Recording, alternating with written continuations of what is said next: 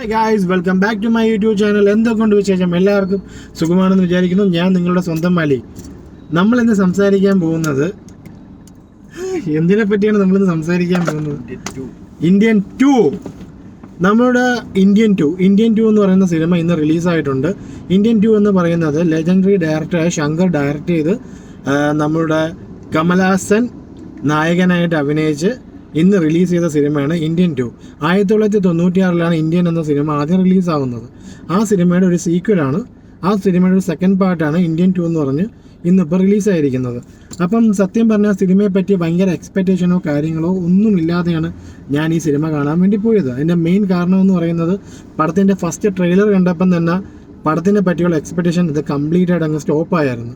കാരണം ട്രെയിലർ അത് വളരെ മോശപ്പെട്ടൊരു ട്രെയിലറായിരുന്നു. പിന്നെ അതുകൊണ്ട് ഞാൻ ഭയങ്കര എക്സ്പെക്റ്റേഷൻ ഒന്നും വെക്കാതെ എൻ്റെ ഫ്രണ്ട് പുള്ളിക്കാരന് വന്നിട്ട് സിനിമ കാണാൻ ഭയങ്കര താല്പര്യമില്ലായിരുന്നു. എന്നാൽ പോലും ഞാൻ പുള്ളിയെ പറഞ്ഞ എന്തായാലും പടം കൊള്ളായിരിക്കും എന്ന് പറഞ്ഞാൽ ശങ്കറല്ലേ, എന്തെങ്കിലുമൊക്കെ ചെറിയ മാജിക്കും കാര്യങ്ങളൊക്കെ കാണും. അങ്ങനെ ഞാൻ സിനിമയെ പറ്റി ഭയങ്കരമായിട്ട് ഞാൻ കീറി മുറിച്ചൊന്നും പറയുന്നില്ല, അങ്ങനെ പറയാൻ ഞാൻ ആഗ്രഹിക്കുന്നില്ല. ഞാൻ കുറച്ച് കാര്യങ്ങൾ മാത്രം പറയാം. സിനിമ വന്നിട്ട് ഇന്ത്യൻ 2 സിനിമ സ്റ്റാർട്ടാവുന്നു. സിനിമ സ്റ്റാർട്ടാവുമ്പോൾ തന്നെ അവർ നേരെ ടോപ്പിക്കിലോട്ടങ്ങ് പോവുകയാണ്. കാരണം ചില സിനിമകൾ ഇങ്ങനെ സ്റ്റാർട്ടായി കുറച്ച് കഴിഞ്ഞിട്ട് മാത്രമേ എന്താണ് വിഷയത്തിലോട്ട് വരത്തുള്ളൂ. പക്ഷേ ഈ സിനിമ സ്റ്റാർട്ടാവുമ്പോഴേ തന്നെ അതൊരു വിഷയത്തിലോട്ടാണ് പടം വരുന്നത്. ആ സിനിമ നമുക്ക് ഓരോരോ വിഷയങ്ങൾ, ഓരോരോ കാര്യങ്ങൾ നമുക്കിങ്ങനെ കാണിച്ച് പടം മുന്നോട്ട് പോകും. ഈ പടം വന്നിട്ട് കറപ്ഷന് എതിരെയുള്ള ഒരു സിനിമയാണ്. അപ്പം കറപ്ഷനാണ് ഈ പടത്തിൻ്റെ മെയിൻ ടോപ്പിക്ക്. അങ്ങനെ ഒരു സംഘം യുവാക്കൾ അവർ യൂട്യൂബേഴ്സാണ്. അവർ യൂട്യൂബ് വഴി ഈ നാട്ടിൽ നടക്കുന്ന കറപ്ഷൻ അല്ലെങ്കിൽ ഈ നാട്ടിൽ നടക്കുന്ന പ്രസന്റ് സിറ്റുവേഷനൊക്കെ അവർ യൂട്യൂബ് വഴി കാണിക്കുന്നുണ്ട്. എന്ന് കാണിച്ചതിന് ശേഷം കുറച്ച് ഇൻസിഡൻസ് വരുന്നുണ്ട്. ആസ് യൂഷ്വൽ നമുക്ക് എന്താ പറയുക, സെൻറ്റിമെൻറ്റ്സ് കാണിക്കാൻ വേണ്ടിയിട്ടുള്ള കുറേ സങ്കടങ്ങളും കാര്യങ്ങളും. കാരണം ഒരു ഫോർമാറ്റാണ്, തമിഴൊക്കെ ഫോർമാറ്റുണ്ട്.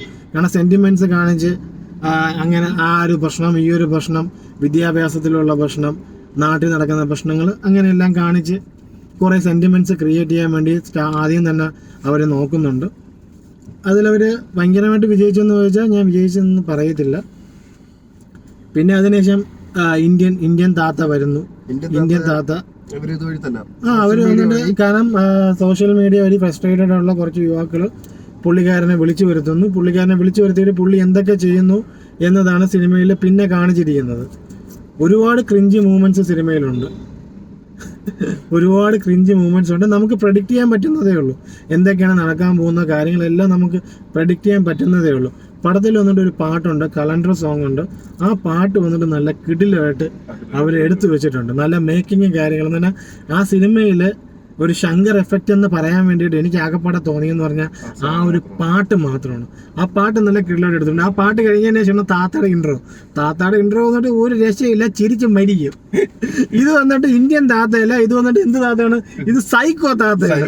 ഈ സിനിമയിൽ തന്നെ താത്തയെ അവർ എന്നെ കുറെ ട്രോൾ ചെയ്തിട്ടുണ്ട്. ഞാൻ സിനിമ ഒരിക്കലും കാണലെന്ന് ഞാൻ പറയത്തില്ല. കാരണം എന്ന് പറഞ്ഞാൽ എല്ലാവർക്കും കാണാൻ പറ്റിയ ഒരു സിനിമയാണ്, ഒരു വൺ ടൈം വാച്ചബിൾ മൂവിയാണ്. പടത്തിൽ വന്നിട്ട് ഒരുപാട് തമാശകളുണ്ട്. അത് നമ്മൾ ആദ്യമൊക്കെ വളരെ നമ്മൾ കണ്ട ഒരു 96 നമ്മൾ കണ്ട ഒരു ഇന്ത്യൻ ഉണ്ട്. ആ ഒരു ഇന്ത്യൻ എന്ന് പറയുന്നത് വളരെ പക്വതയുള്ളൊരു മനുഷ്യനാണ്. പക്ഷേ ഈ സിനിമയിലോട്ട് വരുമ്പം ആ പുള്ളിയെ കൊണ്ടിട്ട് വളരെ കോമഡിയാക്കി. പുള്ളി കാണിക്കുന്ന ഓരോ മർമ്മങ്ങളും കാര്യങ്ങളും എല്ലാം ഈ സിനിമയിൽ സത്യം പറഞ്ഞാൽ അതൊരു കോമഡി ആയിട്ട് മാറി. അത് എന്തുകൊണ്ട് അങ്ങനെ ചെയ്തെന്നുള്ളത് അറിയത്തില്ല. പല രീതിയിലുള്ള അല്ല, പഴയ സിനിമയിലും വന്നിട്ട് കുത്തുണ്ട്. പക്ഷെ ഈ പടത്തിൽ വന്നിട്ട് കുത്ത് കുറച്ച് കൂടുതൽ, ഇത് ആവശ്യത്തിന് അനാവശ്യത്തിനൊക്കെ കുത്താണ്. പിന്നെ ഈ ഒരു കുത്ത് കിട്ടിയാലുള്ള വേറൊരു പ്രശ്നം എന്ന് പറയുന്നത്, ആൾക്കാർ പഴയ പടത്തിൽ ഒരു കുത്ത് കിട്ടിയാൽ ഇങ്ങനെ അങ്ങ് ഇരിക്കും. പക്ഷെ ഈ പടത്തിൽ അങ്ങനെയല്ല. വേറെ പല വിദ്യകൾ ഈ പടത്തിൽ കുത്ത് കിട്ടിയ ചെയ്യുന്നുണ്ട്. പക്ഷെ അതൊക്കെ സത്യം പറഞ്ഞാൽ ഒരു കോമഡി ആയിട്ട് പോയി. കാരണം ഇത്രയും ഒരു നമ്മൾ 96 ഇന്ത്യൻ കണ്ട ആൾക്കാർക്ക് അറിയാം പുള്ളിക്കാരൻ ഭയങ്കര സീരിയസ് ക്യാരക്ടറാണ്. പക്ഷെ ഈ പടത്തിൽ വന്നപ്പോൾ പുള്ളിക്കാരൻ വലിയൊരു കോമഡിയനായിട്ട് മാറിപ്പോയി.